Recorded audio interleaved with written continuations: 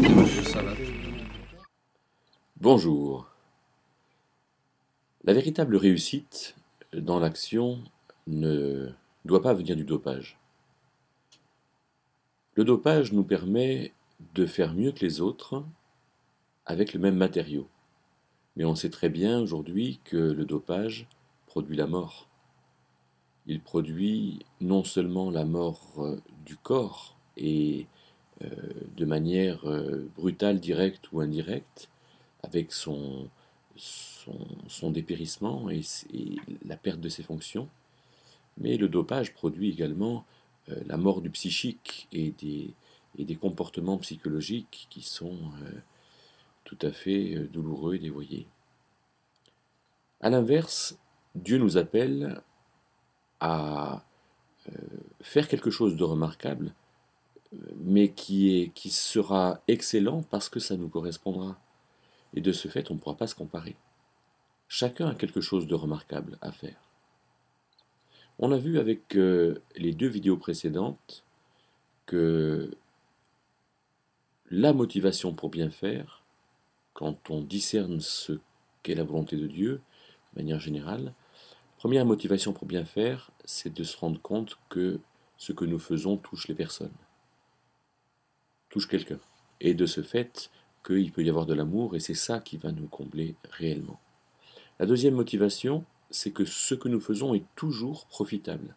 Et aujourd'hui, la troisième motivation, c'est que ce que nous faisons commence par ce que nous en disons en notre intérieur. Et on voit ça dans la lettre de Jacques, au chapitre 3, du verset 1 au verset 13. Le rôle de la parole. Si on regarde nos journées, je crois qu'on va être d'accord pour dire que très très souvent, nous sommes dans l'échec, dans le regret, dans l'insatisfaction, l'insécurité, et tout cela résulte d'une sorte de médiocrité en nous. On ne sait pas trop comment faire, que faire, et on a un manque d'expérience, on a peur, on est incertain. Et cette incertitude, on l'entretient en nous. Jacques va dire au chapitre 3 que nous sommes appelés à être des hommes et des femmes parfaits. Des hommes et des femmes qui faisons les choses de manière parfaite, de manière complète. De sorte que le proverbe personne n'est parfait, le moins qu'on puisse dire, c'est que ce n'est pas un proverbe de la Bible. C'est pas vrai que personne n'est parfait. Nous sommes appelés à être parfaits. Et donc, si on commence par se dire que personne n'est parfait, déjà on se dit un mensonge et quelque chose qui nous handicape. Alors, Jacques va dire que celui qui est parfait, c'est celui qui ne faillit pas en parole, celui qui ne se trompe pas en parole. Celui qui, déjà dans ce qu'il se dit de lui-même, dans ce qu'il dit de l'autre, dans ce qu'il dit de ce qu'il est en train de faire, des circonstances, qu'il ne dit pas des mensonges, qu'il ne faillit pas en parole. Ça paraît simple, non? C'est-à-dire, ça revient vraiment à discerner quelle est la volonté de Dieu et se dire, et se l'approprier, se dire vrai à l'intérieur. Pour montrer la pertinence de ce propos, Jacques va comparer la parole à trois choses. La première, c'est le mors du cheval. Vous savez, la pièce qu'on met dans la bouche du cheval pour lui dire tourne à droite, tourne à gauche, va tout droit, et pour lui montrer quelle est l'intention du cavalier. Le mors du cheval, petite pièce, une dizaine de centimètres, pour une si grosse bête. La deuxième chose, c'est le gouvernail du bateau. Alors, sur ces super tankers qui font 200 mètres, 300 mètres de long, le gouvernail, qu'est-ce qu'il fait? Il fait 1 mètre.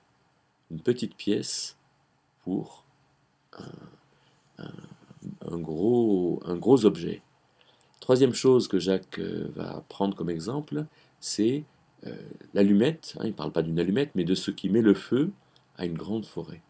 Là aussi, voilà des petites choses pour des grands événements. Eh bien, la langue, c'est pareil. Quand je me dis je ne vaux rien, je n'y arriverai jamais, c'est sur moi que ça tombe, ça y est, ça recommence, euh, je définis a priori mon action de manière négative, de manière mensongère. Mon église n'est pas bien, ah, si j'avais eu d'autres parents, je suis une victime, etc. Voilà comment Jacques nous montre que ce que nous disons en nous oriente à une action qui est mauvaise.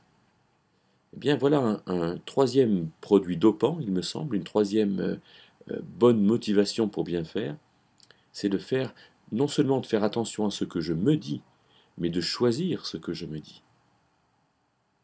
Comment est-ce que je me considère? Comment est-ce que je considère la journée qui commence? Comment est-ce que je considère les choses que Dieu m'appelle à faire? Suivant ce que je me dirai, alors je ferai bien ou je ne ferai pas bien.